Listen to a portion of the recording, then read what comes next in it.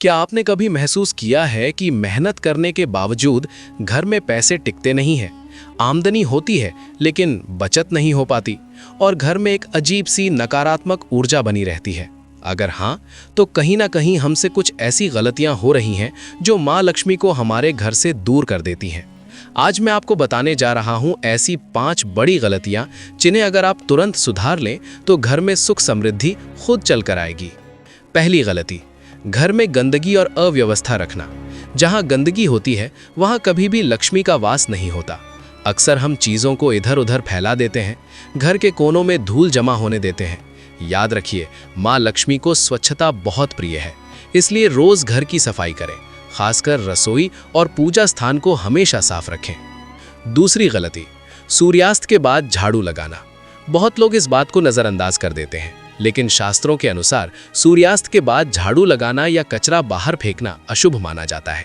ऐसा करने से घर की सकारात्मक ऊर्जा और धन बाहर चला जाता है, इसलिए कोशिश करें कि सफाई का काम दिन में ही पूरा कर लें।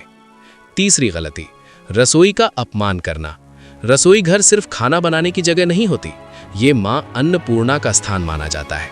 अगर आप खाना बर्बाद करते हैं, बर्तन गंदे छोड़ देते हैं या रसोई को अस्वच्छ रखते हैं तो ये सीधा सीधा लक्ष्मी का अपमान है। खाना उतना ही बनाएं जितना ज़रूरत हो और रसोई को हमेशा व्यवस्थित रखें।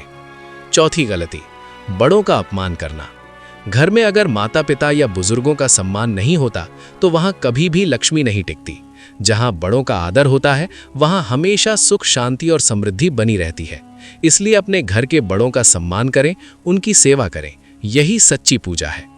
पांचवी गलती, क्रोध और कलह का माहौल। अगर घर में रोज झगड़े होते हैं, गुस्सा रहता है, नकारात्मक बातें होती हैं तो ये वातावरण लक्ष्मी को बिल्कुल पसंद नहीं आता। माँ लक्ष्मी शांति और प्रेम में ही निवास करती हैं, इसलिए घर में प्यार, समझदारी और सकारात्मकता बनाए रखें। अंत में एक जरूरी बात, लक्ष्मी सिर्फ पैसे से नहीं आती, वो आती है अच्छे विचारों से, अच्छे कर्मों से और घर के माहौल से।